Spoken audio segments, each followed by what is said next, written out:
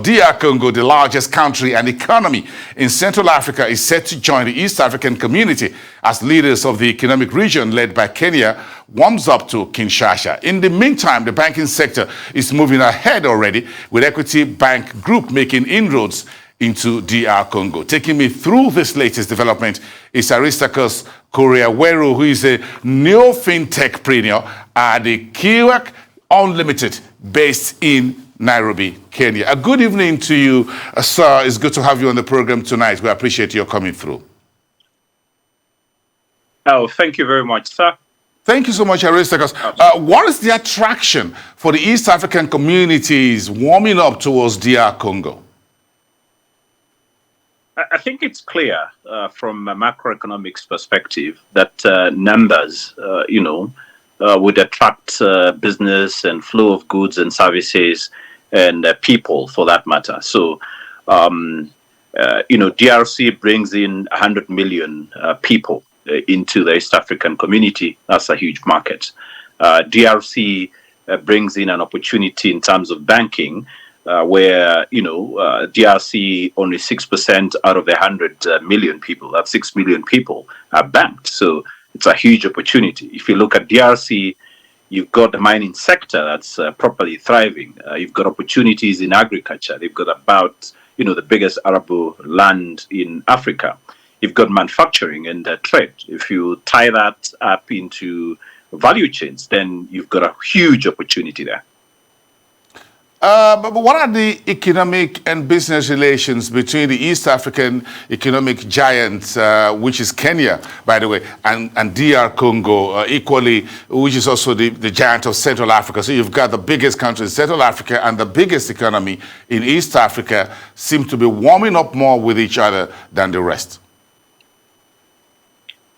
If you look at DRC from a Kenya perspective, they are number 6 in terms of our exports. We export about $11 billion worth of goods across the world. Then DRC comes in number 6. If you look at the fact that DRC is landlocked, it's surrounded by 10 countries. We handle a bit of their importation and exportation. So those are the tie-ups that we look at. If you look at as Kenya as the logistics hub in terms of flying, we connect DRC to the flights for that matter. So we're just extending that. We've just realized that there's a huge opportunity given our current situation in terms of exports. We've got a gap in terms of exports, whereas DRC has got when you look at the surplus or the current account, they've got a bit of positivity into their current account. We've got a negative. So as a country, as we grow, we need to look at equally important partners into the region that can help us and for us to have shared prosperity. Who else is interested in DR Congo aside Kenya, by the way, leading? What about Uganda, Tanzania, Rwanda? Do you think all the economies are on the same page with Kenyatta's administration in terms of bringing DR Congo into the mix, into the EAC? Our biggest export partner is actually Uganda. So then we've got Tanzania at number 4 or 5 there. Then DRC, obviously, but with other countries. So yes, we do trade with our closest partners. We've got limited trade with Rwanda, but also Rwanda is coming up. We've had significant, interactions with Southern Sudan, which was the last country to be admitted, or the second last country to be admitted into, the East African community. The piece around admission of new members is just to make sure that your, African free continental trade and, East African community and COMESA, all those sort of tie-up. If you look at Africa, the trade, the amount of trade that we do for Africa, intra-Africa trade, this is merely 15%. Whereas countries or continents like Asia and Europe are north of 60%. So we need to improve that. And hence why you see organizations like AfriExim bringing in what you call Pan-African payment settlement, systems. if I may. So in Africa, we just need to think about it differently. We need to think about it from a logistics perspective to make sure that then you're able to travel from Kenya to Lagos, from Kenya to Cape Town, from Cape Town to Douala easily and quickly. If you look at how America was built, it was built on a bit of infrastructure and a bit of trade, for that matter. Okay, so the banking industry seemed to have gotten ahead of the political leaders in East Africa. Tell me about some of these, starting with the Equity Banking Group.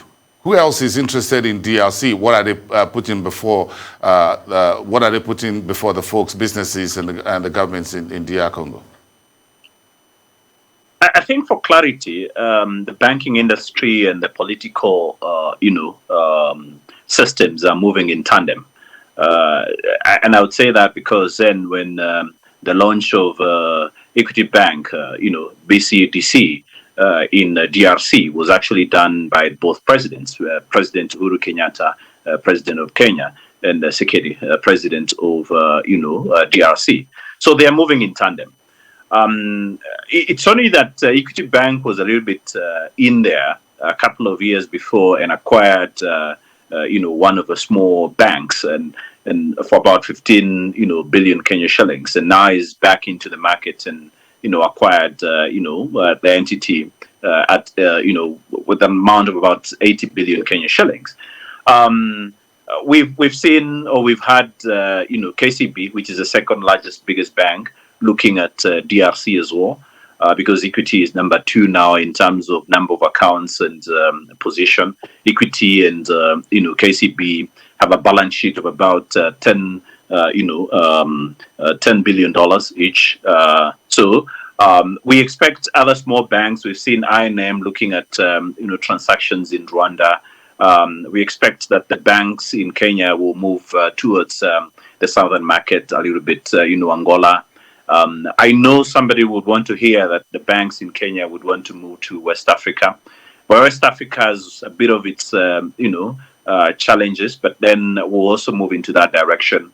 If you look at the biggest bank in the market, that's Standard Bank in Africa from an asset perspective, they are more consolidated into the southern market. The southern market sort of has a lot of opportunities because of the mining that happens in those regions. If you look at DRC, you've got cobalt, at 70% of the world production, and copper at 50% of the world production. Aristarchus, just to sum it up, after DR Congo, which other economy in Central Africa do you think the EAC will be hunting for? Give me a name. I think from a southern market, Zambia looks more prospective. There's a likely chance that EAC may look at that direction.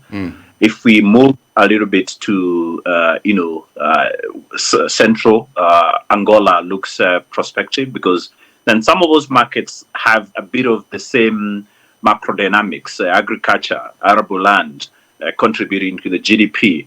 And a bit of lower banking penetration. If you look at DRC, which is 6%. Okay. Aristarchus, if you folks decide to extend your hands to Nigeria here in West Africa, I'm not sure we're going to say no. Thank you so much for your time. Aristarchus, a courier at QX Unlimited in Nairobi, Karibu Sana. Thank you so much. Have a great evening.